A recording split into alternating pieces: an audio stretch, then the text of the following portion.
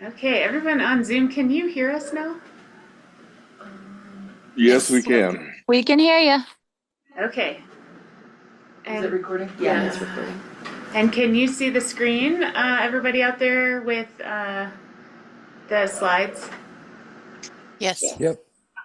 I'll flip over to that. I just want to introduce everybody here. Thank you so much for having us here today to give you an update on the courthouse renovation project. The team's been working really hard to bring you information that you asked for a few months ago, so you can have the hard work ahead of you to make some decisions and provide us direction on where you want to go. But hopefully you'll find today pretty informative of what we've been working through, and especially with respect to some costs. Out there on the screen, we have Lauren Davis and Scott Dill from RA+A. Morning, everyone. Morning. I see Brian Young and Mike Potter with FCI Constructors. They've been helping us with a lot of the detailed cost estimating on the hard cost side of things. And then the Colleen is actually Katie Droxler with Dynamic Program Management and Todd Reaper with Dynamic Program Management as well. So that kind of rounds out the team. We wanted to make sure everybody was here today in case you have some technical questions for people on the team, specific questions about cost. And they're certainly interested to hear your questions and discussion around the project and where we are to date. Also, we have MWL as part of our team. As you know, they've been hired as kind of the technical advisor on the law enforcement and courts piece of the design. So with that, I'm going to go ahead and get into the slides and our presentation. I'm not sure if there's any way to make this bigger, but might be as big as it goes. Okay, I'll go with it. Oops. It's a touchy mouse. Okay. So our overview today, I know this was already in your folder, so you probably peeked at it. I'm not going to talk about everything here, but this is what we're going to go through today. Brief history, as you know, the studies addressing the courts and law enforcement date back plus 25 years, I think into the 90s. We know this building is aging and it needs some updates. We did, of course, a study over the last few years and got through design process on an offsite justice center on the Monroe site, and it was not financially feasible. So we pivoted to solutions within this space. Like, captured 25 years in one slide. Yeah. The previous BOCC, just as a reminder, had directed us last year to kind of prioritize solutions with respect to law enforcement and the jail, court security, the building envelope, restrooms, and the chambers that we're sitting in right now, and then the district attorney space as the priorities. There are obviously other functions in this building, but those were the top four after multiple meetings with the previous BOCC. We had completed about this time, I think a little bit more than a year ago, we had completed a master plan for this building. We engaged MWL, and we were planning to move forward with an RFQP for our architect of record. Quick reminder, we had kind of brought forward renovating the existing law enforcement detention space. It's about $12 million. And then an addition, we had talked about an addition of bumping out kind of in front of your commissioner offices, bump out addition there for more county services forward facing as an option. We had talked about renovation of the existing courts. And then we also had some kind of really wide cast net with LCIS, knowing the school district was working on a plan for that, to look at that for offices. We didn't pursue that, as well as the McGregor building. We looked at some options there with demo of the McGregor building and remodeling of the McGregor building, but that also was not pursued after, I think, one meeting potentially. So just a real quick timeline. MWL was engaged over a year ago. I don't think that the people online can see you advancing slides, so we may be sharing the wrong. All right. If you go to the Zoom, share. This one. Nice. Can you see the updated slides now? Yes, that looks great. Thank you. Awesome, thanks Josh for letting us know. If you wanna hit admit, Okay. do you want me to hide the mark? Do that. The three Click more. dots. Hide floating meeting controls. Shift, also you can do Control Alt Shift H. All right. A progress update, we talked about MWL getting engaged, they've done some site visits, they presented to you. We got some conceptual designs and some initial pricing, and then we procured the architect through a competitive process, and Reynolds, Ash and Associates was selected. So right after they were selected, they dove in, they had number of site visits, they met with various stakeholders, which Lauren will talk about. We also engaged a geotechnical engineer and a surveyor, and we've done our geotech investigation and we've received that report as of just in the last few days. We've done an environmental assessment, so you guys kind of knew general areas of some hazardous materials in this building, but we had to do a full testing environmental assessment, and we have that from Grand River. Fieldwork for the survey's been done. The surveyor's still working through some very Leadville type issues, I would say, with CDOT and understanding the way that this property was originally divided, and we're gonna try to work to get that all put into one piece of land, because this property actually has a number of parcels on it. And RANA has completed their schematic design, which FCI has priced. Kind of high level vision, we were looking to renovate these facilities to be modern, efficient, accessible for your Justice Center operations, as well as, including law enforcement. I'm gonna turn over the next few slides to Lauren. I will probably have to be your slide advancer. Okay. She's gonna run through kind of high level where we are in design, and then spend a little bit more time on the various ad alternates that we have included in our in the design set.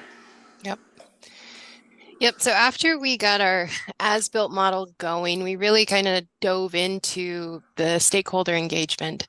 And I think with each of these groups, we've met at least twice with, but certainly groups like the sheriff, et cetera, we've met a handful of times at least.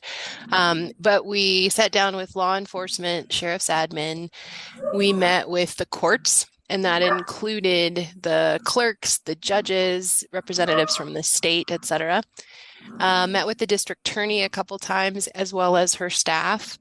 The assessor, we did have a brief meeting with her to go through her spaces.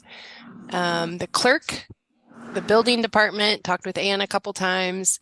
Facilities, public works, we had a very big initial call with Michael and Stuart on that. And then obviously we've worked with Stuart, pretty closely throughout all of our site visits, but then also just follow-up information and questions. IT, focused on the county IT folks, and also got a little bit of input from the courts on that. And I think we still have a little bit of follow-up info with the sheriff's side of things in the next steps. And then dispatch, we did have 2 or 3 meetings with the new dispatch director as well as Heath to get additional information over the last month. And then also important was the city of Leadville. So everything from the planning department to having a first preliminary meeting with the Historic Preservation Board, I think was extremely helpful, as well as the fire department. So I think in just understanding everyone's expectations, the wish list, the primary needs, et cetera, all of this over the last few months played into the design and the various iterations that we had developed. You can go to the next slide. So the SD package, technically we have 2 options, but concept 1 is the one that FCI has priced. It's sort of the basis of design. It is based on MWL's original concept, where essentially the sheriff and the jail flip and are stacked on top of each other. And I'll go through that really quickly here on the next few slides. Concept 2 is tracking because everyone seems to like it. There are a couple variations in this, and I will highlight those in a second.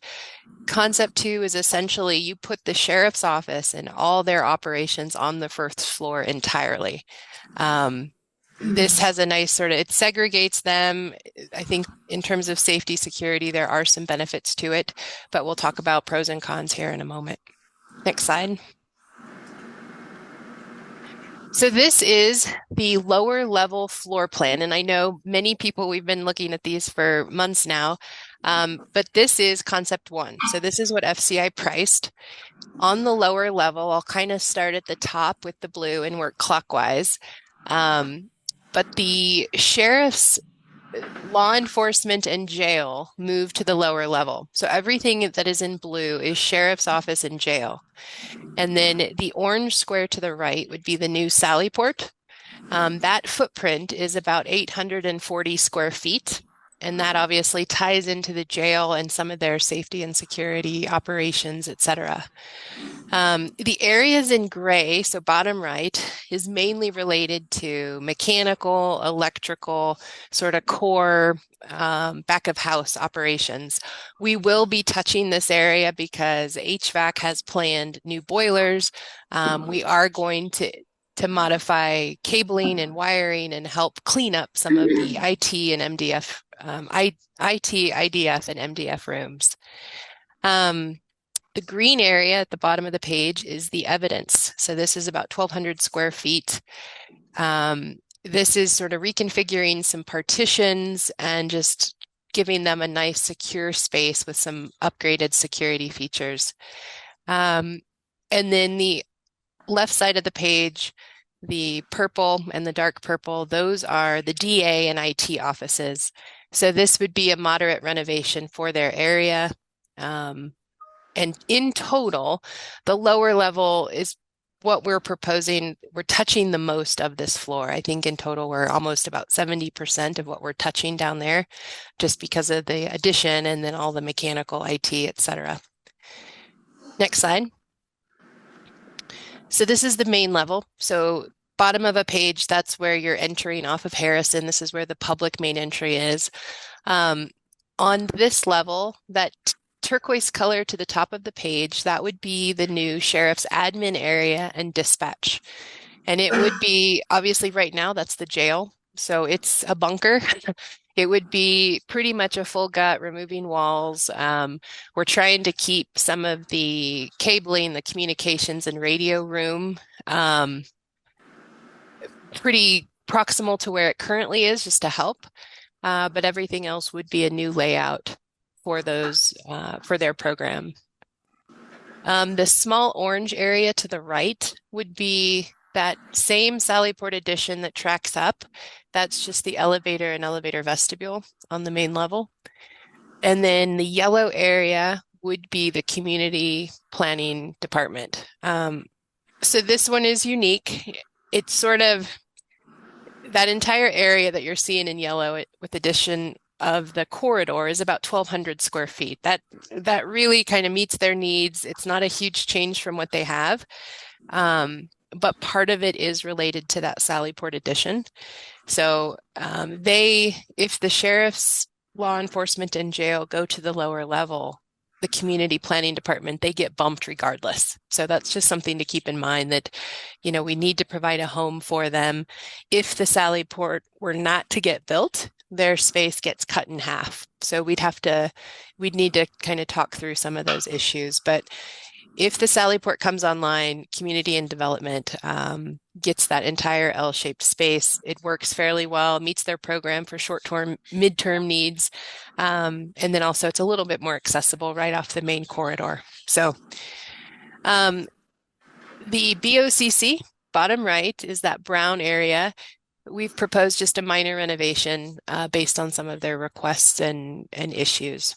And then the little gray square that's sort of central to the building, that is right off of a chase. That chase becomes the chimney. It goes all the way through the building from the basement all the way to the roof.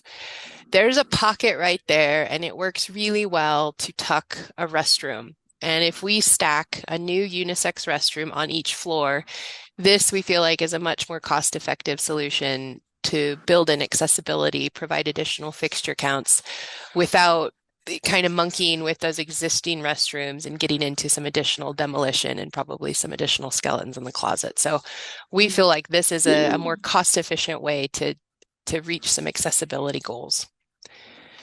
And then next slide. This would be the upper level. So this is the courtroom level. What we are proposing, we're touching about, I think this is about 60% of this floor.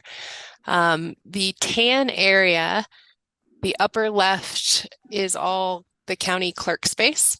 And I think we have a nice solution for phasing, but essentially we can renovate the area for the clerks, for the judges, and the jury.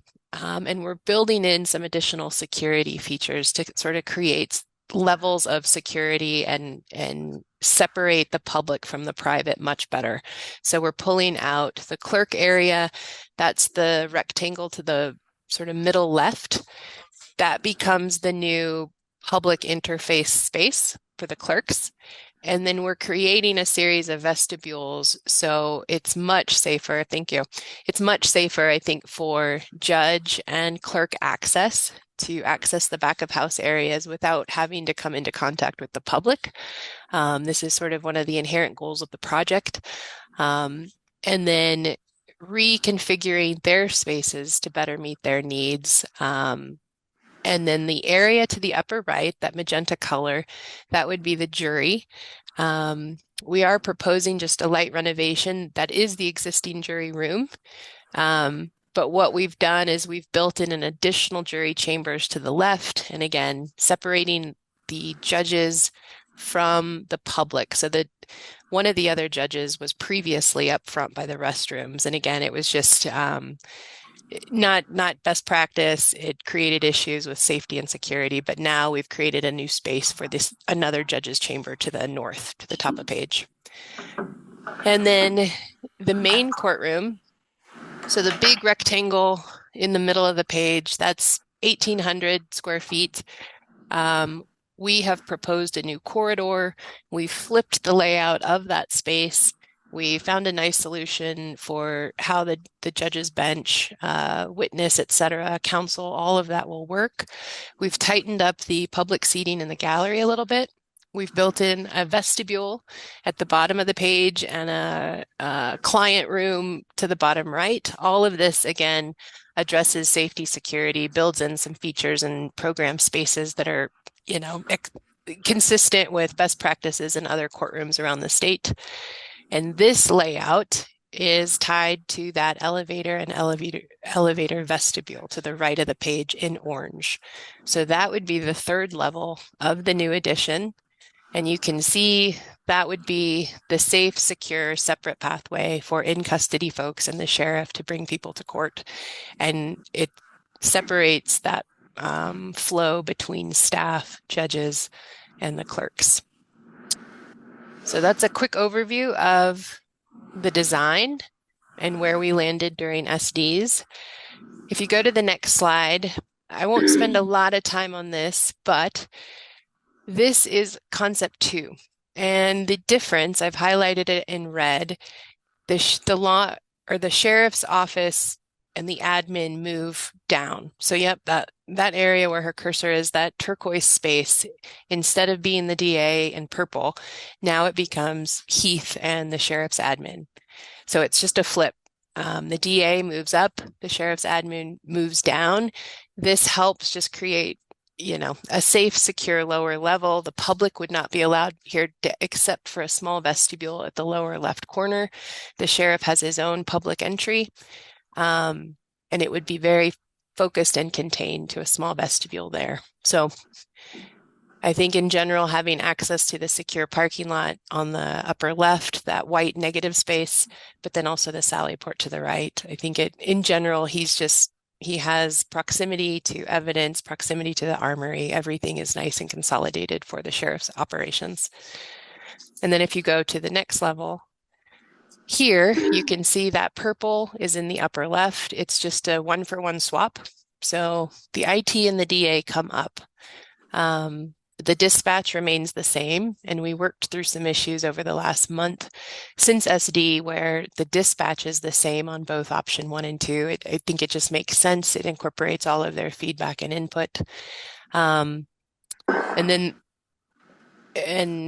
community planning, BOCC, et cetera, is all the same. And then if you go to the next level, again, third floor is the same on each option. So it's the swap of the DA and the admin that is the big difference here.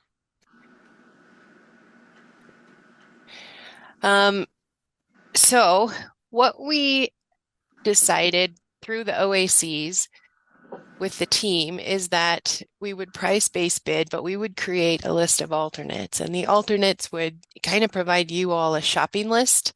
And FCI, it could help in breaking up their pricing. So we really have a better snapshot of the cost of each of these requests and needs. The 11 alternates, we did list these in order of priority, based on sort of the conversations that we've had to date. Base bid, again, is focused on the sheriff and the jail and that swap. Alternate 1 became the court clerk's renovation. Alternate 2 became the whole Sallyport and elevator addition, along with the courtroom renovation and sort of the inherent community planning portion of that addition. Alternate 3 is evidence. Alternate 4, restroom core. 5 is the secure south parking lot. So I added this aerial. That box in red is alternate 5. So that shows it's about 3/4 of an acre. It would be improving that part of the parking lot, redoing the parking lot, adding gates, and just creating, again, layers of security that start with as soon as you pull onto the site. 6 is the DA, 7 is the BOCC, 8 is radon mitigation that's specific to the lower level. 9 is window replacement, so that occurs on all floors on the facade of the entire building. And 10 is the re-roof, 11 is a new generator. So the next slides, I'll kind of walk you through this. This is the lower level of the building, and the alternates that are here, we have alternate 2. So where her cursor is on the right side of the page, that's the new addition. That becomes alternate 2. Alternate 3 is evidence. So that's the 1,200 square foot space right there on the south side of the building, or the bottom of page.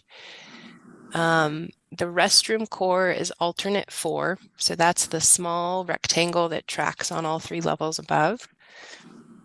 The district attorney, 1,700 square feet right here. That too becomes sort of its own little unit that FCI can price. Alternate 8 is radon mitigation. We don't have that highlighted, but that essentially happens around the gray area on the lower level. 9 is window replacement. Again, that's going to be all perimeter windows. And then the generator would be bottom right. That would be getting rid of your existing 30-plus-year-old diesel generator and replacing it with a new one that will live outside the building and meet current code. So on the main level, again, the upper right, that's the addition. So that becomes alternate 2. Restroom core, again, this tracks all the way up through the building, but that's alternate 4. The BOCC chambers is alternate 7, the bottom right. And then again, alternate 9 impacts all the levels. So that's exterior window replacement. So that's what the alternates look like on the main level. And then on the third level, we have alternate 1, which is the court clerk's renovation and judge's chamber. So this is that L-shaped polygon right there. We were proposing to do that first. If you do that, that sort of addresses the preliminary sort of most critical security items to separate the public from the staff. And this sort of tees us up for any renovations to come with the addition in the courtroom. Alternate 2 is that Sallyport addition, and with it, we packaged up the courtroom itself. So that's 1,700 square feet of the courtroom. Alternate 4, again, is that small rectangle right in the middle. Alternate 9, windows around the perimeter. Alternate 10, so we have 2 lower roofs here. That's part of alternate 10, and then 11 would be the generator. And then lastly, I think the last slide was just the roof. So alternate 10 would be re-roofing the entire building. And that was about 10,500 square feet for that. And then the next couple slides, we just showed a few snapshots of our renderings. So we studied the exterior quite a bit with the new addition. Obviously, it impacts that north elevation.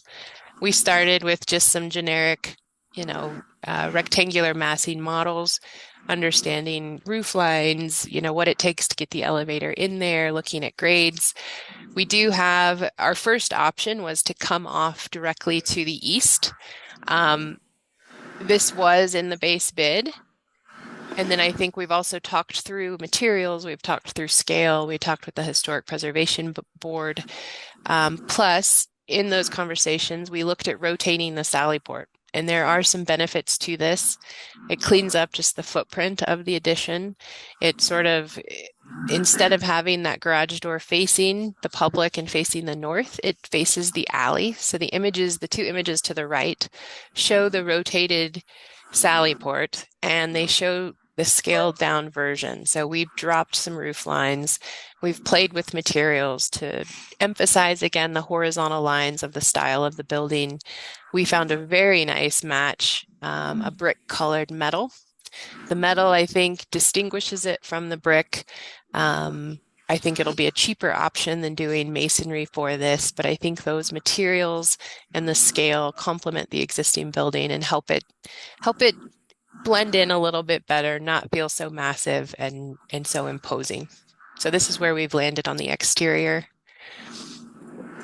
And then the interior, I think we did some nice renderings. This shows the flip of the courtroom, sort of reestablishing the judge's bench, making that a nice focal point in this space, and trying to kind of veil and hide some of the ramps and other elements that are necessary, but achieving all of the code requirements, accessibility requirements, safety and security, of course, with the changes to the courtroom.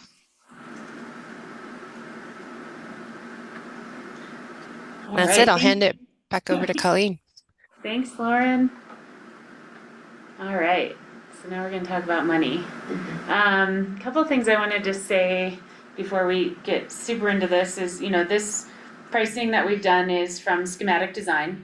After schematic design, we go into what's called design development, and then we go into construction documents, which are what get issued for building permit. So we're in the first of the 3 phases, essentially design. We did concept also before this. So when I was trying to put together various pricing packages, I used escalation as if all of the alternates would start in 2026, but I also had to kind of silo them from a pricing standpoint, depending on what you guys would choose to do, if any. So once we kind of understand, this is more to give you order of magnitude on what each of these pieces come to, but my hope is that, if say you package a bunch, then we're going to get economy of scale, and those price, as a package should hopefully come down a little bit. But because I had to kind of look at everything, 12 projects kind of individually, everything is like kind of standalone. So I just wanted to kind of lay that table for you. And then we'll talk at the end, but we do have a building code change coming into play this summer, and it will have some pretty significant cost increases, and I will let the design team talk about that at the end, but there is a little bit of a urgency to try to get whatever we would potentially do in 2026 in for permit before that code change goes into effect. And it has to do a lot with like all electric, it has to do with some, I think, acoustics and some envelope things, but we'll get into that a little bit more with the design team. But other municipalities as well as the state have adopted that code we have seen pretty significant spikes in cost because of the code. So Okay. starting with funding sources, just to remember where we were, obviously the COP was issued for 8 million. There's some premium and some interest being gained on that money right now. I don't have those exact figures, so I didn't include them in my subtotal there, but there is probably some additional dollars included there. The USDA, we are waiting on that letter of extension, but that was for 3.4. And then underfunded courts, we have a $500,000 grant. We have to spend $1.5 million of our own money to get that $500,000. So we're still working with the courts on what that could be used for, but our hope would be that that could potentially be put towards the Sally Port because it does improve court safety, but we need to make sure we get approval from UFC before we would spend those dollars on the Sally Port if you decide to add that alternate in. Okay. So that's 11.9. Obviously there's additional potential grant opportunities and additional potential debt that you all can, have discussions about what that looks like as well. So I wanted to kind of start at the top and tell you what it would cost to do everything you just saw. And then we'll work backwards from the base bid. So the first, part of this was we had our base scope, which is law enforcement, separate budgets. The numbers you're seeing today are hard costs and soft costs, and contingency and escalation. So we have all the hard costs from FCI, and then me and my team, we put together all the soft costs, which include abatement costs, construction material testing, survey, geotech, furniture, all of those things go into soft costs. And then contingency, because this is a renovation project, we certainly recommend a little bit higher contingency than a new build because there's more known unknowns in a renovation, especially in a building of this vintage. We also have 2 more design phases to go. So the thought is that we release contingency as we go through the phases of design. FCI is also carrying some construction contingency in their pricing. We are, the current market escalation, it's going up, but it's leveling off, we're seeing for the most part, but we still want to make sure we're carrying some dollars for inflation type of things with materials, especially right now. And then the escalation assumes all projects would start in 2026. So if we want to think about phasing things into 27 or 28, we probably need to apply a few more percentages on some of these alternates to get us to starting in later years. So that's the methodology behind the budget. If you were to do everything, we think it would be around 20.4 million. That includes appropriate contingency that hopefully we wouldn't use all of, but just making sure we would have the right amount of budget to go into a project like this. And then the base scope for the law enforcement operations is just under $10 million. So that's tracking generally pretty close to what we were looking at last year. That number was higher because we had the Sally Port figured in. This does not include the Sally Port at this time. Then we ran all the alternates. Again, it's more, order of magnitude pricing. But I'm sure you probably saw this in your packet already, but these are the various prices. The largest alternate, if you chose it, is the Sally Port and court renovation because it's an addition. It renovates the court, it adds some square footage on this level. Then the court's office renovation in the back of house, and then the window replacement, the DA renovation, which I put an asterisk because if you wanted to go with concept number 2, which talks about in the next slide, you would have to select alternate 6 because that DA renovation would become sheriff's space, which would have to be renovated, but then we'd have to move the DA to this floor. So alternate subtotal is 10.6, give or take. And then the next slide kind of highlighted that DA renovation needing to be accepted if you felt that putting the law enforcement all on the one level, which makes a lot of sense for a lot of reasons, that would increase that cost. Some things too, the Sally Port is a really important piece in all of this to make this work. So while we did prioritize kind of as a team A1 as a little bit higher, A2 might be something you'd want to consider if you want to put more funding towards the project from what we already have. That might be something that we would need to make, kind of like the center of the cog that makes all of this work before we would do courts, and then maybe we could go back to underfunded and ask them for funding for A1. And I also have a breakout from FCI, and I haven't run the numbers yet, but we did break out A2 because we did include that courtroom renovation. So if we took that out and tried to do something more simple for the time being, or we ran the Sally Port, but we didn't transfer people to the third floor or whatever, I do have a breakout of like that third floor cost for just the courts in there as well, which we can talk about more next week. Nice. So I don't think I have too much more. Kind of talking about next steps. Obviously, we're reviewing this month. We would request, if possible, because of the sense of urgency around the code changing with the building permit, to get some pretty solid direction from the three of you on how you'd like to proceed, which scopes, which budgets, if there's scope at all. If you want to proceed at all, probably I should back up a little bit. And then we would jump into design development phase. I think RA&A is already sort of moving a little bit into design development now, just to keep us generally on track because of that new code adoption coming up. We would do an RFQP for abatement. We would also do an RFQP for a commissioning agent, probably in early part of that should be 26 and 26, sorry. Yeah, we get it. And then the design team will also continue through the city process because there's some processes there to get us to be able to submit for building permit. And then the hope would be to submit for permit before the new code. We'd work on some temporary relocation depending on who was getting moved where, abatement, and then starting construction hopefully by the end of the summer. The temporary relocation is a conversation we have to continue to have with FCI and the design team. There is no other holding cells, I don't think, in the county. So we have to kind of keep what we have in place while we're building the new detention until we can release the existing detention. So there will be a little bit of relocation for the sheriff's folks, but not until we're ready to build not until the new detention is ready, you know what I mean? Yeah. So there's some like jigsaw puzzle going on with, and then really depending on what you guys wanna do moving forward, we'll start pulling together all that plan, make sure we're communicating with everybody early and often about what the plan is, if different departments are gonna have to move beyond just sheriff. Lauren, did you wanna talk a little bit about the new code and the cost impacts that you're seeing?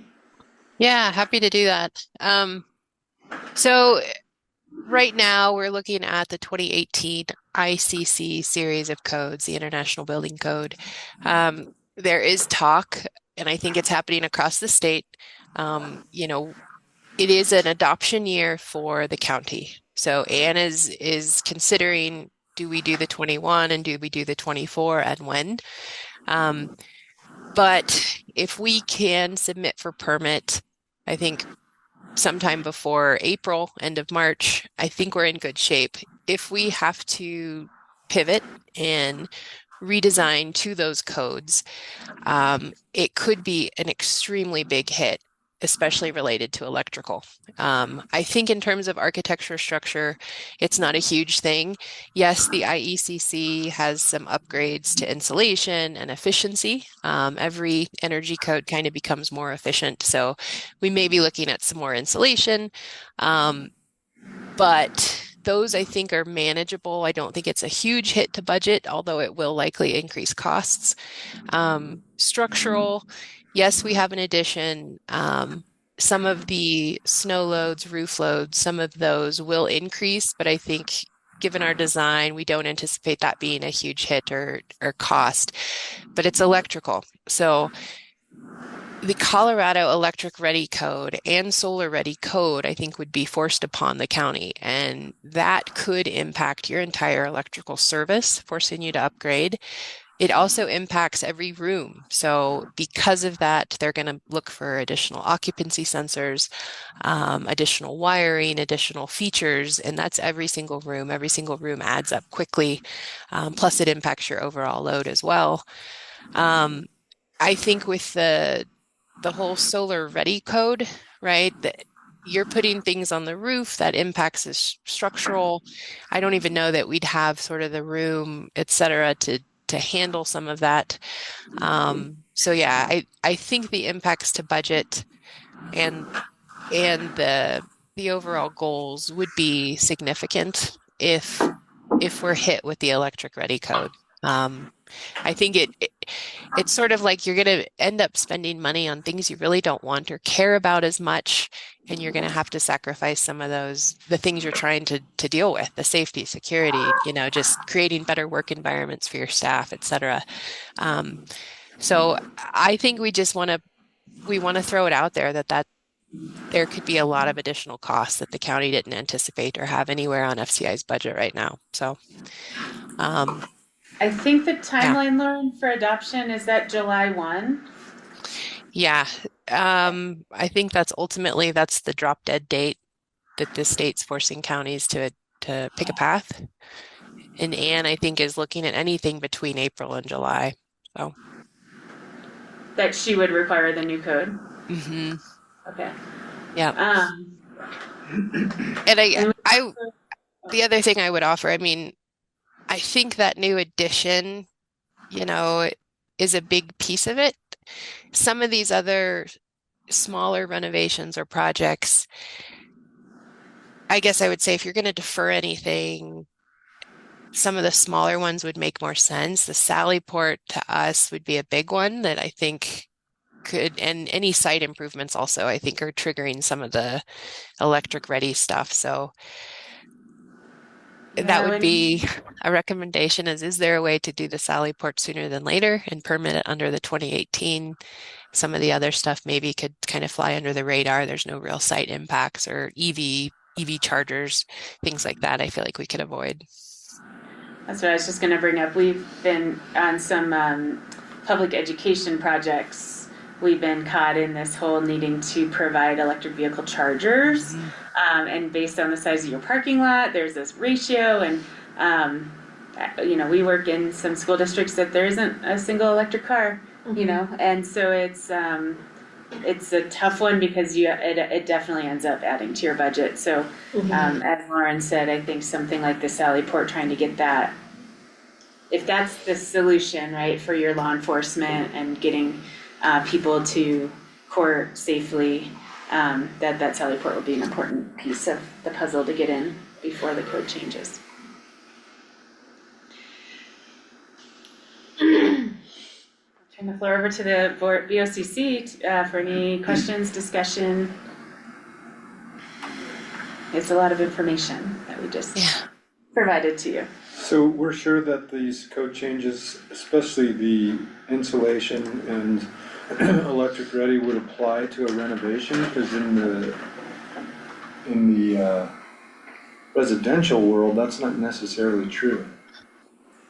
So, yep. So our electrical engineer did look into that issue. I think she was hopeful that we could avoid it, but I think her finding was that we could not, just given some of the scope. So, Is there any pushback in your industry against this adoption of code? Or my other question is, if we adopt the 21 code and let the 24 code take its natural path, which is obviously disaster, and it's just going to blow up, and then the legislature is going to change those requirements. So I guess the question is there any pushback in your industry, Lauren, or any of you other guys in the business? Is there a lobby or something that we can help push back on this nonsense? I think we certainly can try. But yeah, I think the state is requiring counties to do the electric ready regardless. And we're dealing with this on other projects and other counties as well. Yes, we can try and find any sort of exemption, exception, whatever, if possible. But I just think the county with the electric ready is going to get hit regardless. And it is interesting regarding the IECC. I think the 2024 energy code is actually a slight improvement on the 21, but different perspectives. I think it got a little bit more reasonable in the approach, but just gave you more options. Is there a rural county alliance type of organization that helps with lobbying for things like this? There is a rural school alliance.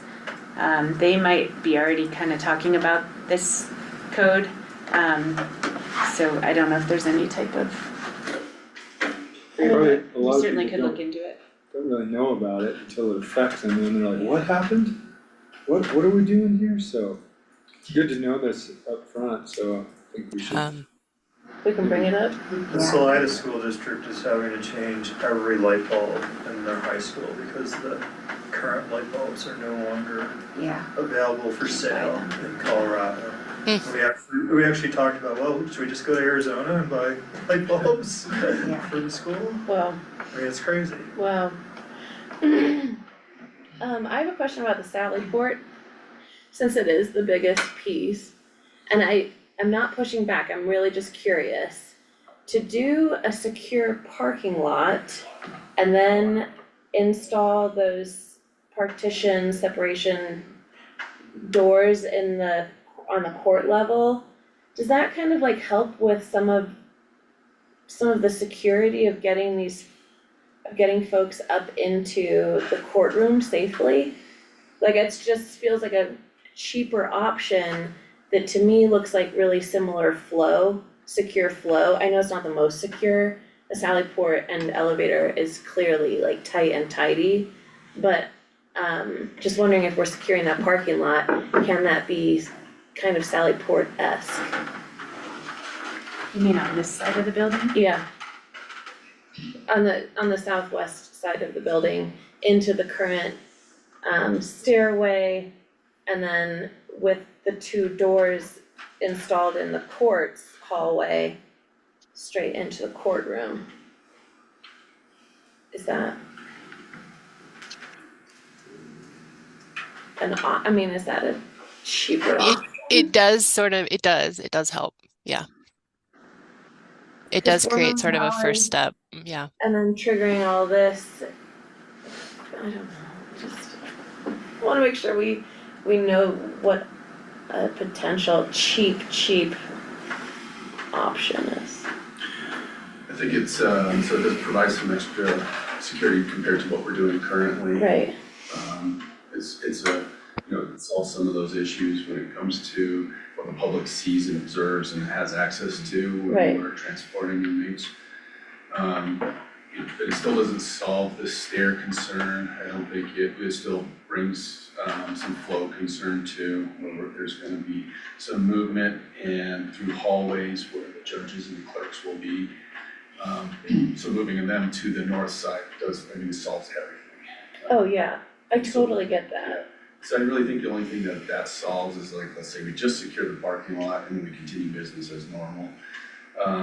Is basically that movement from the vehicle to inside the building is more secure than it is currently.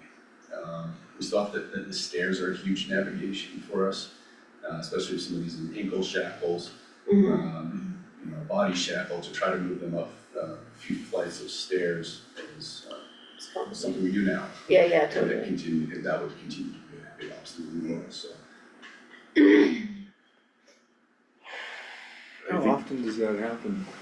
Hundreds of times a year. Hundreds of times a year.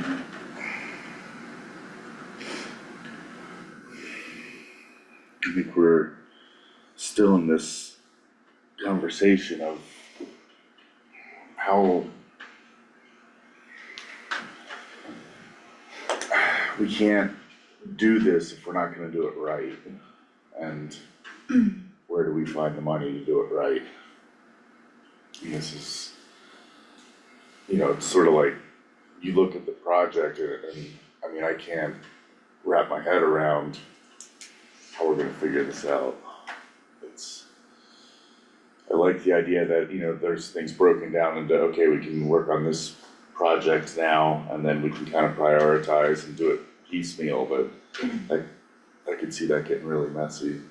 But I don't have an intimate enough knowledge of law enforcement and Heath's needs, and I don't have an intimate enough knowledge of what the DA needs specifically to see if there's any spaces down, to speak on how do we make some little Tetris moves down there that might maximize space. I mean, really, honestly, the only thing I can speak with any authority on is like this room. So it's where I spend all my time, and it's I'm pretty sure the professionals who are showing us how everything needs to be set up in here is as close to as perfect as I can envision, or I could see.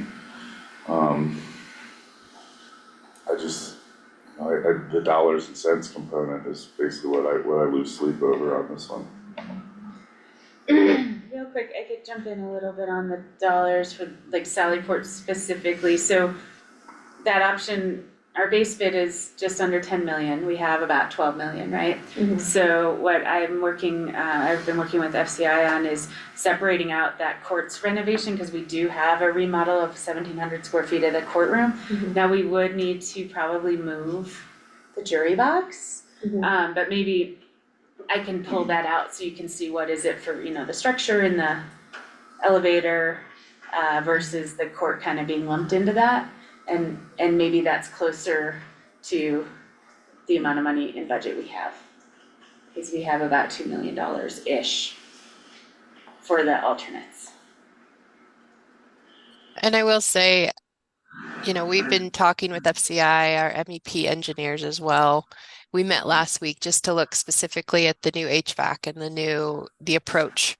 I think we were able to tighten up a little bit there just with the conversation and understanding assumptions and our intent. I know things like finishes are an easy thing where we can whittle away at that, still give you a nice look, a nice overall aesthetic, but peel back a little bit on some of the costs there.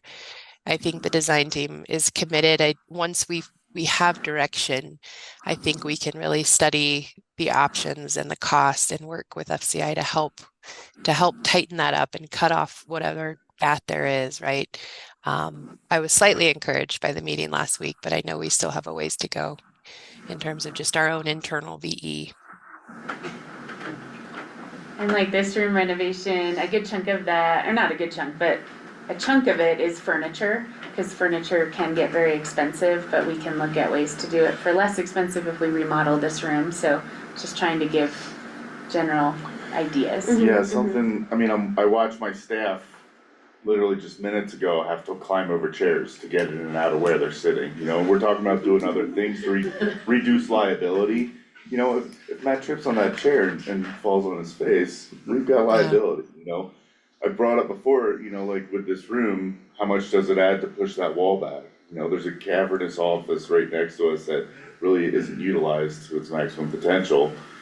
If that wall goes back 5 feet, our staff has a place to sit and the public has room to actually get in and out of here without tripping over each other, which is another liability issue. And, I don't see, that got brought up last time, and I don't know if anyone ever looked into that further or not, but again, because the only thing I can really speak on with authority is this room, because I don't spend time in the sheriff's office, I don't spend time, in IT and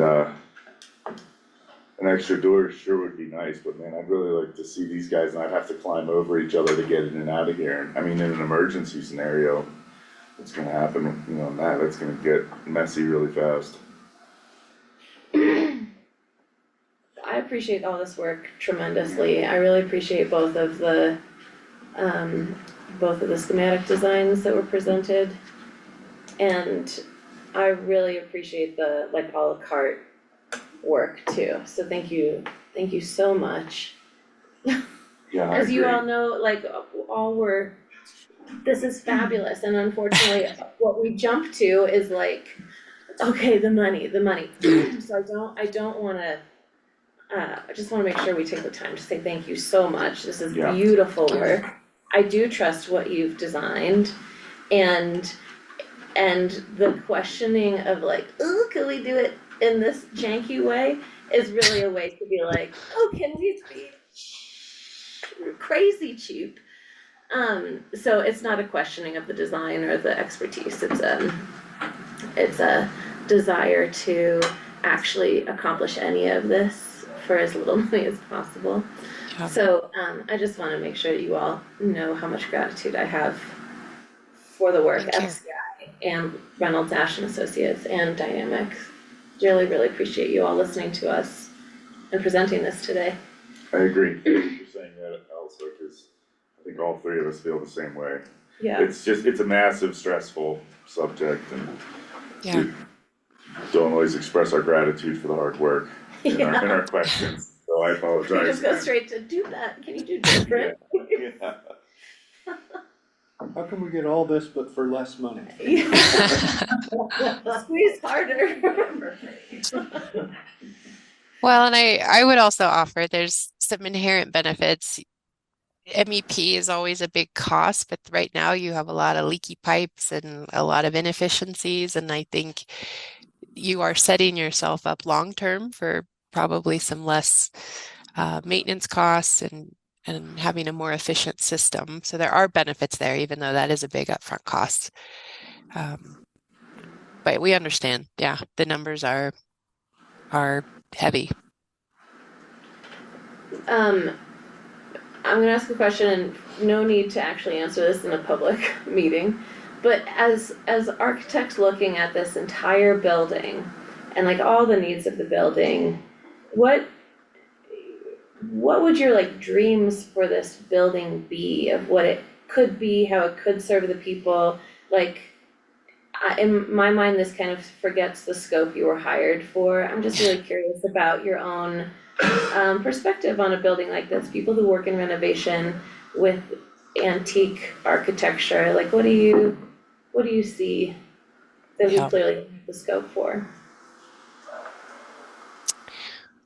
Well, I think we've talked about just the front entry and that main part of the building along Harrison. You want to celebrate that. There's some really nice international style elements there. The lobby, some of the materials, the scale of it. I think the West Wing, everything we're talking about for the jail, that's all been touched quite a bit. So I mean, to gut it, to renovate it, and make it what you want, I think makes sense. There's a lot of constraints. I mean, it is what it is. You have an old elevator, some existing elements, stair cores that you just kind of have to work around. I think there's an opportunity, you have the annex building, you have the start of a campus, and it seems like an addition done right and located strategically can help make things just work better for the county. But I'd agree. I mean, if the sheriff and jail are going to stay here, I think just the Sallyport makes sense. But I'd agree. It's sort of a tale of two needs. You have a very public part of this building with the BOCC and some of those other uses and departments, but then you have a very unique need with the sheriff and the jail. So. Thank you. I don't have any other questions. I really appreciate y'all's work. Yeah, I don't have any other questions too. I guess it all just comes down to money and, talking with Candace about what we can really afford and what's gonna be prudent. I don't know if it's prudent to do nothing. I know everybody wants, folks up at the court want what they want. We want new carpet in the window, that's all sinful. Heath wants what he wants, so everybody wants. It reminds me of building a house. Everyone wants, turret where they can look at the stars and then all the little numbers add up to one giant big number, so.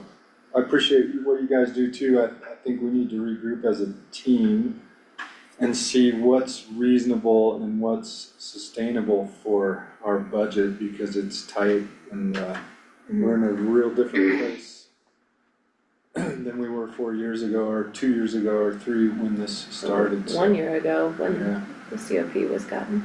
yeah. Do you guys want more information on if you did it in progressive years? Do you want more information on that or? I get that it'll just be more expensive. Yeah. I don't think I need information about that. I also wanna say, I hear you all loud and clear about our timeline and that everybody needs really clear direction from us. So, we are committed to giving that and the understanding the timeline of the code changes gives us really clear urgency about the decisions we need to make. So thanks also for bringing that to our attention. I'd like to add a comment to what was said earlier about the work the team has done so far in presenting all this. And hopefully provide a little comfort to you, Andy, about your comment about being an expert in all these different fields, and I'd be happy to sit down with you to provide more information. But that's what the team has done with everybody here in the county. So when we come up with the design or the flow or even the add alternates, they've had a ton of information from all the experts in the field here locally. And so that was the hope, is to provide you guys with this add alternate list of prioritized based off of the team here at Lake County. So the list looks great. At the end of the day, we need it all. We needed to look at the bottom, the last one, it's a neat item. But if I had to cut off an arm, I'd probably get my left arm, it sucks, but we have to do that. And that's what that list feels like, is like, we need all that, but if we had to go in order, just wanted you to trust the team, and it felt correctly. Yeah, I hope that didn't come across that I did not. What I was intending to say was that I don't have anything to say about the other departments because I'm gonna trust the people who know how those departments need to work and how they need to be set up and built. And the only thing I can speak on with authority is the function of this room, because I don't spend time in the other departments, so I trust what everyone thinks is gonna work best, I appreciate Elsa, come bringing forth other ideas, but for me personally, I feel like these things have all been vetted as hard as they're gonna, ever be, so I don't wanna tell the IT what their offices should look like. I don't wanna tell you what you need in your stuff, maybe there's an idea that would stick, but I don't think I have it. So, my realm of expertise is, man, our carpets are really nasty in here, the air is funky, there's not enough room for my staff, it's, There's nowhere to run. there's nowhere to run. Yeah, and that, I think when we're looking at the prioritization, I wanna think about safety and liabilities and things of that nature, and, where do we need to keep everyone safe and, people out of harm's way, whether they're climbing over the chairs or whether you're shackled to people trying to go up and down flights of steps, and, it's. There's also liability in the radon piece. I mean, if we know there's radon down there, somebody gets severely affected by it and we knew it and we didn't do anything about it. What's the USDA extension letter? Is that likely or unlikely? Yeah, they're supposed to have something over to me on the 29th. We had set a time to meet when the fire happened and had to reschedule for the 29th, but they've gotten everything that they need to extend and are supposed to have a letter to me by the 29th is what the last communication I had from Allison with the USDA was. Nice. Is there strings attached to that money? There's a lot of Like we hoops. thought? There are a lot of hoops to use it, and I think we're trying to make sure that we understand them as we go through the process of using those dollars and try to only use them in places that would create the least hoops.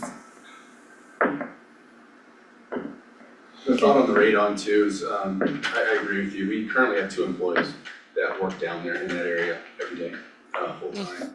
I almost think we should remove that as an add alternate and just address that yesterday, would be ideal. It is obviously a huge health concern, lung cancer potential, and we are every single day addressing that. We try to mitigate that as much as we can, with allowing, outside, that office time, but that's our evidence room, and that's where they're living. We have, janitors that work in that area too, they got an office space in there, so I think that is something we should address right now. Oh, yeah, So I too. agree.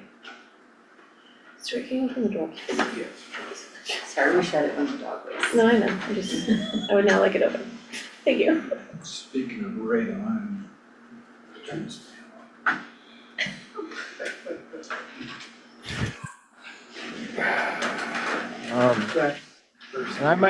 I wanted to just add real quick too, in appreciation of your staff and everybody that was involved in the project, because we did receive a lot of really good feedback. You asked the question about professionals and the desire of the building. Obviously, we were taking information that was provided to us, restudying it, and in working with staff, ultimately, we're servicing this community in this county for 50 plus years is the idea of this building. So answering that question, we feel as a team, the bones of the building is all there, and there's a lot of value in what you have. So part of our recommendations are just looking to this 50-year plus scenario and working with your sheriff. That's where the option 2 came from. Is just that public interaction of what the county and how you kind of show yourself, and having that overlap of inmates and sheriff and people in there arguing in the hallway and back and forth. It was like, hey, let's relocate this downstairs if that opportunity, provides itself, so that when people are entering the front, they're entering a place that they feel safe. So that was part of it. The other really interesting thing, as you guys all know, and we've been involved in many court projects around the state, is the laundry list or shopping list that they create from their needs assessment and that you guys had previously designed to is extensive. And through this process, we were able to work with them and find a solution within the envelope that you have that would service your county for the foreseeable future. And they were really happy with what was presented, greatly reduced from their original assessment and previous designs. So through this exercise, there is numerous county savings in saying that we are providing what the courts are asking for, not the dual courtrooms and all the other adjacencies on new land, new everything else. So I wanted to just follow up on Lauren's response of how we envision this and how we could make this building better and how it services the county. There was just some really good exercises that were done in communication for everybody. So I wanted to kind of not end the meeting with that, but just kind of put that additional information out there for you and just show our appreciation for everybody's input. Thanks, Brad. Nice, thanks, yeah, that's a good point. Is there any consideration for, how our insurance costs have increased, making this building more secure, safe, less liability issues? Is there any noticeable insurance differences that would happen from that, or is that not realistic to think about? But I'll let Stuart jump in here to help, because we've been really analyzing our insurance, because we spend an insane amount on insurance. It's not really based, getting our incidents down that are occurring would help reduce that liability piece, but our insurance is really based on revenues. Yeah, so the liability piece of our insurance is based on our total revenue, and then each individual building has a factor involved Yeah. based on our claims, and also, whether it's a safe building or not. But it would be a very small amount if we added some safety pieces. Now, if we were in the woods and we took some trees out, that'd make a big difference. But where we're located, within this fire district stuff, there's not much we could do. But that's a really good question. We're gonna have a work session in the new year on all of our insurance costs and some things that we think we could do to try to help mitigate some of those costs, and just some things we're insuring that we aren't sure why we're insuring them. If agreements exist, we can't find them. So I think we're gonna do a high level look at that, but I don't know that related to this project, how much that would change for us. Okay. The other thing I wanted to ask, if, any of you guys might have an idea, is that if we were to go all hands on deck and calling everyone we know, every friend in high places, we've got, I know every county's courthouse renovation presents a ton of challenges, but I can't imagine that all of them are as strapped and as difficult as what we're looking at right here. How realistic is it to think that we might be able to find some additional funding somewhere, federal, state, anywhere? I think there's an opportunity to go back to the courts. I think if we were in process, they might consider giving us more, but I also am not gonna throw my eggs in that basket, considering feels like an ever moving target and they don't know how much money that they really have in the underfunded courts. I just don't know how much funding is gonna be available for this kind of work in the future. It's just not really incredibly certain right now. Yeah. But that is something, if we, are in this process, we'll definitely go back to them next year. But I also don't know what they're gonna have next year. What I'm wondering is if we started one thing, like the Sally Port or something, and we got in process, does that change the dynamics? Does that open up new doors for us? Does that, and then how hard do you think, last year, how much effort has been put in traditionally from this county in hunting for additional funding dollars? Well, I think that they did a good job with the USDA piece. I don't know if they fully fleshed out all the things that were needed to secure it. I think the devil's in the details, and I don't know how much we really paid attention to those sometimes. But I think there's the opportunity to go back to the courts, ask for more funding. I don't know how many other real funding opportunities are available, but we can explore those options. I think, this is me personally, we probably should have borrowed enough to do the project and actually do it correctly, and I don't know why we didn't. I mean, sure, you have a monthly or a yearly payment that you've gotta plunk down, but it's gonna cost more over the life of the project. I have reached out to the people that hold our COP to ask some questions, trying to get you answers before the 31st, before the 30th, honestly, of what would it look like if we took out more in a COP? What does it look like to use the COP? Does it have to be, when's the deadline to use it by, right? Yeah. So I do think I'm asking a lot of questions and trying to pull all those pieces together.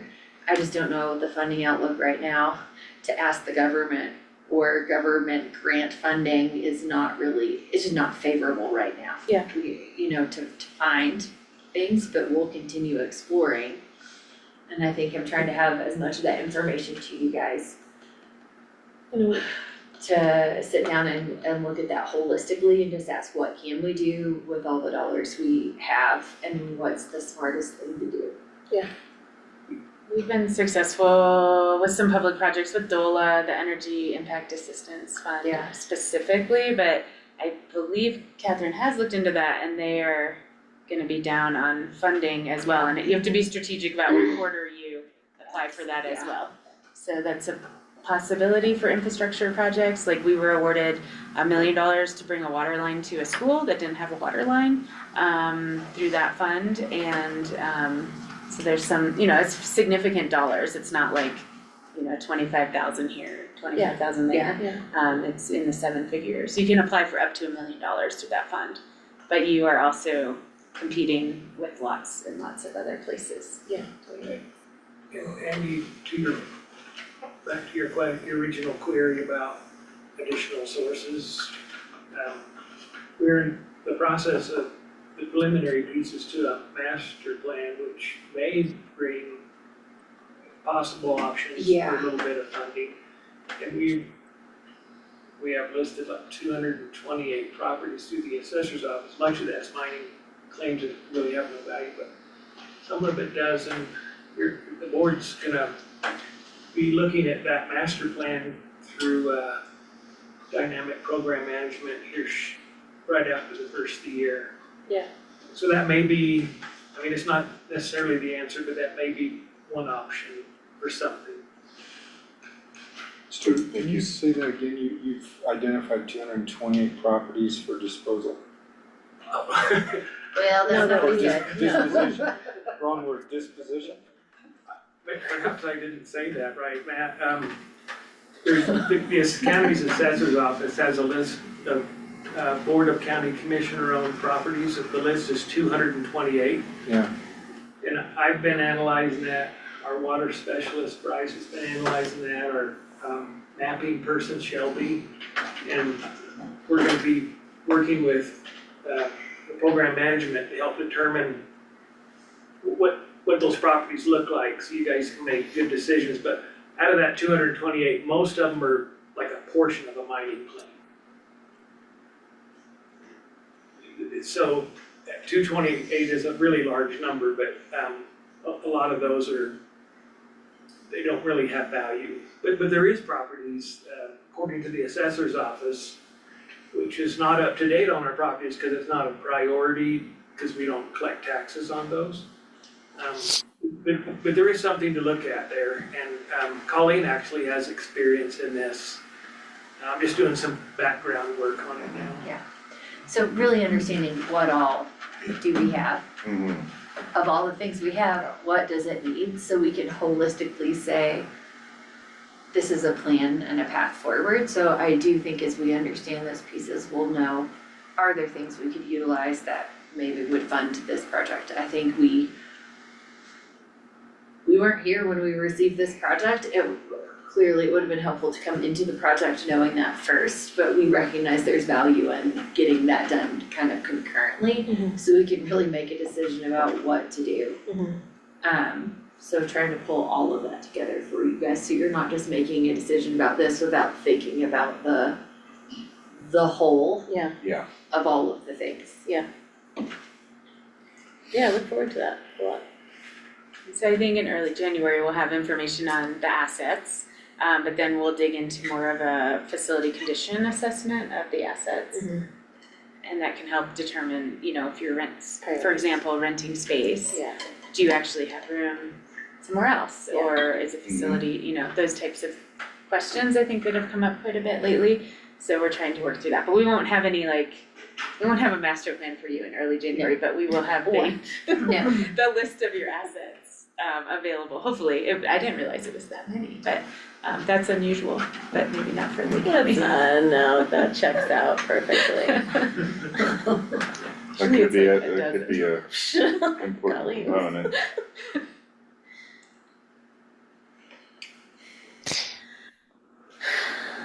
Wow, okay. So many more conversations we had, and this is really informative.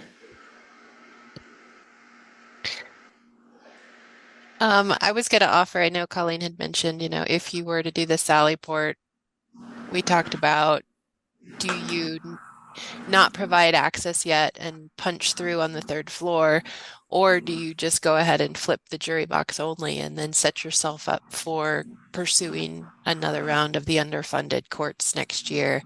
I do think there may be an opportunity there. I think I was just looking at spatially, we can talk with FCI about if we only do that and how we can phase that upper level. Does that at least, that gets you over the hump with the codes and sort of the primary safety security items, and then you can pick off smaller interior renos while pursuing more funding next year. That might be worth looking at. Okay. And it would improve the court safety a little bit, not the full thing yet, but it would help. That's significant. Yeah, you don't necessarily have to pull the trigger on the full courtroom renovation necessarily, so. I'll have more info on that breakout next week. Okay. I do believe that helps with our attempt for money with the underfunded courts next year, that we actually show that we have some movement. I think that's a big component of what they've been looking for, that Lake County is some movement. So, hey, we show a hole in the wall. Legit. Yeah. There's a guy out there with a tool belt on. There's a Put porta that in potty the presentation next year. Yeah. Oh. It's like, it's such a who's gonna blink first situation. Okay, And well, everybody in the room knows as these things come up, we're just looking for opportunities to give you best solutions, best practice. And ultimately, if it doesn't make sense between, the owner's rep, FCI and ourselves, you're not going to see that recommendation. Or as you guys vet things past us, we'll evaluate each one of them and its individual and what it brings. What we do not want for the county is to create rework and spending money that we're only going to undo later. So if something in a phasing doesn't make sense, we're not looking to just spend the entire budget or ask for more money. We're just here to help guide this process. So we're here to help. Yeah. So just wanted to make sure everybody understood where we were as a team. We're really diving into this to see what benefits the county the most and set you guys up for the future. So I fully trust that. That's why we hired you all. Thank you. We trust that that's how you work, and so far you've proven it over and over again, so thank you.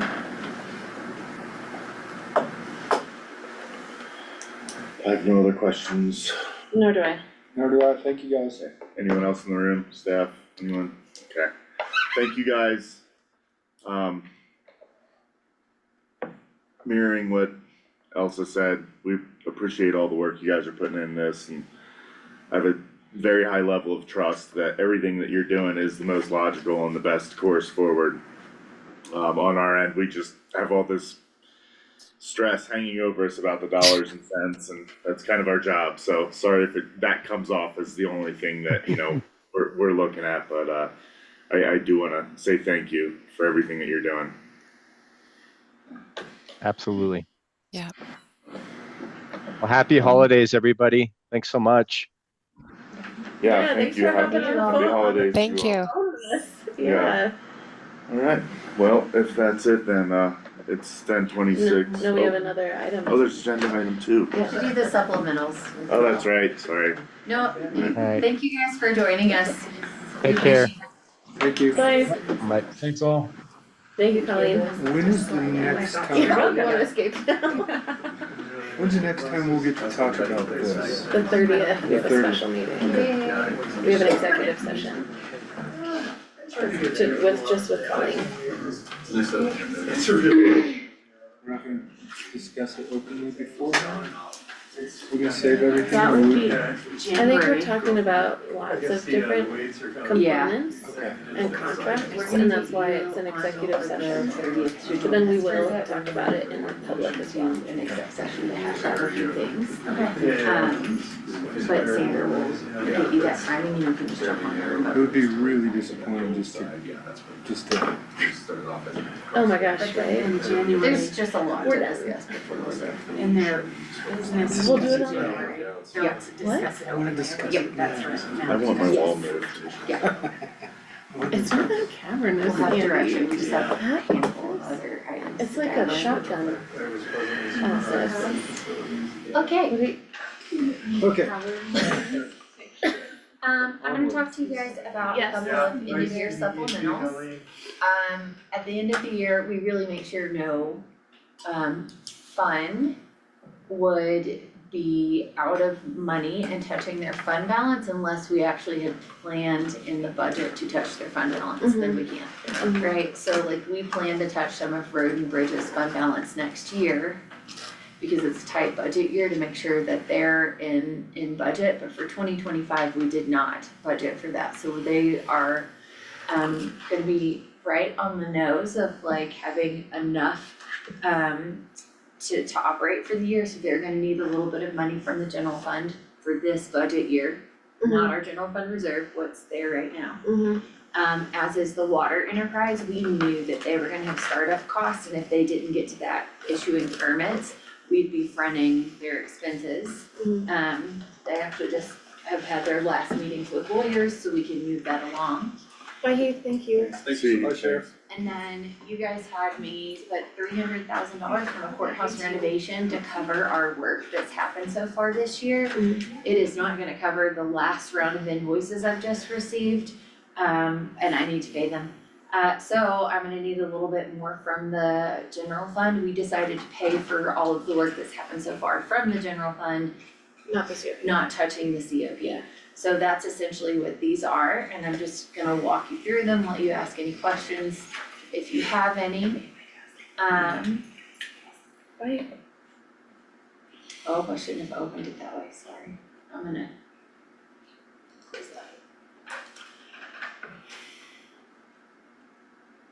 Well, if you open it not in the app, it will not be weirdly formatted like this, so just, I apologize for the janky formatting. It's just the way I open the document. It's all good. Alright, so for the courthouse renovation fund, I have got a handful of invoices hanging out there that we're gonna need to cover. In order to cover those, we're gonna have to increase the amount of the supplement to the courthouse reno by 415,000. They really have kept the billing pretty tight up until, they've just done all of this work for us. By 415 or up to 415? I believe by,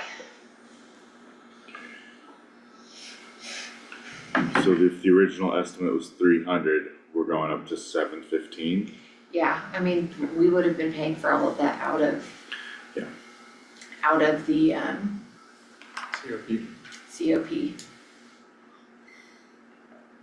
Actually, I'm sorry, What it's is it? total Yeah. 415. Okay, that's what I'm. It's another 160 on the three that we had, 160-ish, sorry, that's my bad. Okay, that makes me feel a This little is better. the total transfer for the whole year, Yeah. so Cool. we don't get to not pay those, but we Yeah. are really trying to get in the habit of getting the supplemental before paying for things, which without the books closed, I don't know that is what has historically, I don't know how they could have happened. So we need extra 160 for courthouse. Understood. Road and bridge.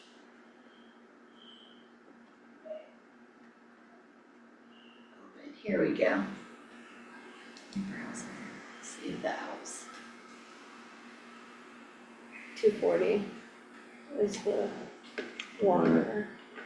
So road and bridge, this is, we have to estimate where we're gonna shake out at the end of the year because we don't wanna end them having to touch fund balance if we didn't budget for it. Yeah.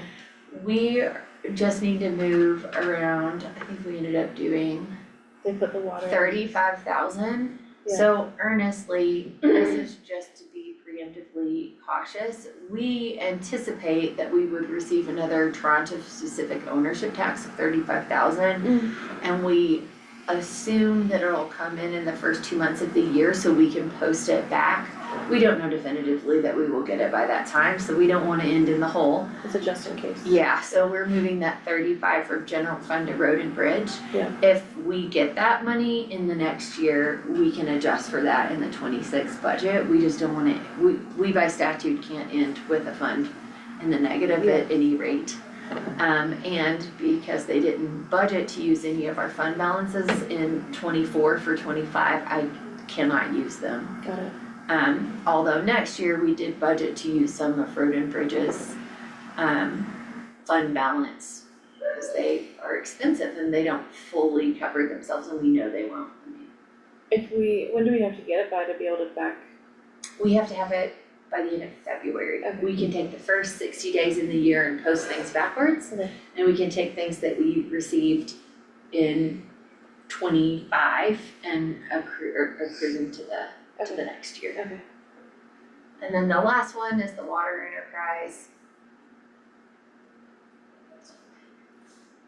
So we've got an invoice that we needed to pay, and we budgeted for 166,000 of revenues, which we know that they didn't start pulling in this year. So to keep this fund in balance, we're gonna be transferring, around 114, I think was the full transfer to get them in balance for the year, cause they didn't fully receive that amount. And then we know that we're gonna pay around 30,000 of grant expenses in 2025, but those will get reimbursed. We just know they won't be reimbursed in time to post back to the year. It's also fun that the natural resources and enterprise fund is number 100, 1,114. Yep. Very satisfying. So, There are no we're gonna make, It means everything. we're gonna make sure that those get transferred to keep everybody in balance for the year, but just letting you guys know where those amounts are coming from and why we're asking for them. There are no other supplementals because I told people you have to quit spending and What about we're the, not supplementing anyone else. what about the grant, the grants fund, we're gonna make a supplemental, aren't we? I thought we had to It's, make a supplemental to be able to close it for next year. 'Cause we it's- already did in the we already budget. did. Yeah.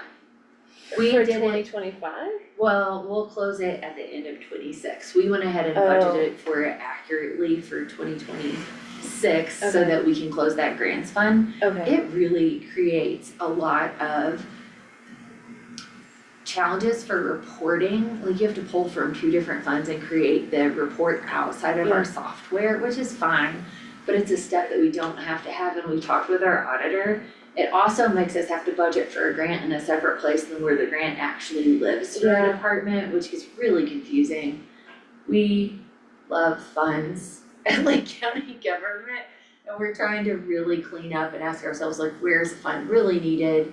You know, is there a statute that creates it, like public health and DHS, those are Yeah. funds we wouldn't get rid of versus, you know, these funds that we've created, like when you have an enterprise where you're bringing in money, yeah, you would keep that fund, but there are just some places where we Yeah. have funds, cause we just like to have a lot of funds, and I think every time we were afraid we would mix up money rather than ask ourselves, I wasn't here, you know, so what I'm noticing is when we didn't know how to keep things separately correctly, we were like, a fund. yeah, And that's not really why a fund has been created. It makes it really hard to move money. To move money between funds, you have to do the supplemental process. Yeah. So it gives us a little less flexibility. So those are coming up to vote on the 30th, but want you to know what the heck you're voting on. And we'll have the actual language put together through resolution, and that's what you'll actually vote on. Mm-hmm. And there's one other item I wanna bring up that we'll be addressing on the 30th. We have a resolution by the last commissioners, you know, that we were awarded the congressionally directed spending, we secured the grant. Actually, this isn't the right one, I'm sorry. Sandra put the wrong one in there. There's a second resolution that you guys inherited that committed us to the 5 million. the 5 million from our general fund reserve. I feel like that, given the fact that our books weren't closed at that time, I would like to ask that we amend that resolution.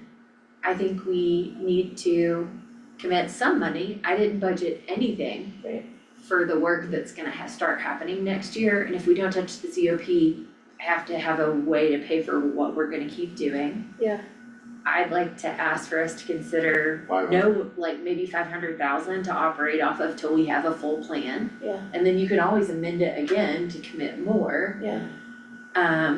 We also, you know, made some decisions about a land purchase that were also in that resolution that we've, you know, voted to do differently. Yeah. So we need to clean that language up on the 30th. Okay.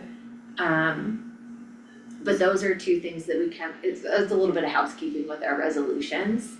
And I think on the 30th, we've got a little more time to schedule to talk through how long do we have to use the COP, when do we take a penalty for not touching it?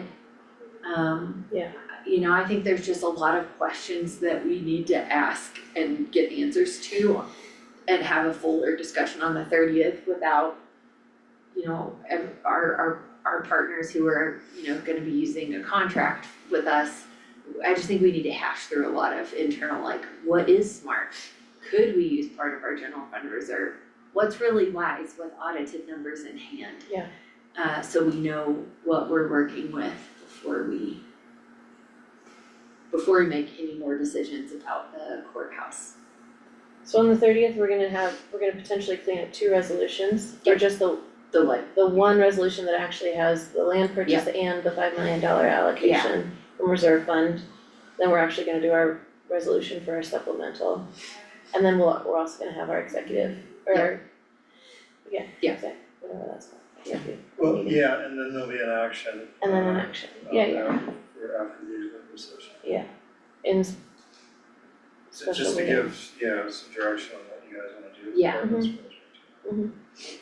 Okay, In the event that direction is, we need to have another session to figure out our direction. I just think we need all the information and just a little time for you to digest the information you just received, not be like, here, now make a decision in 5 minutes. yeah, no, that's not good for us. So this is all that I had for today. I just wanted you to know the supplementals that would be coming up and why. Thank you.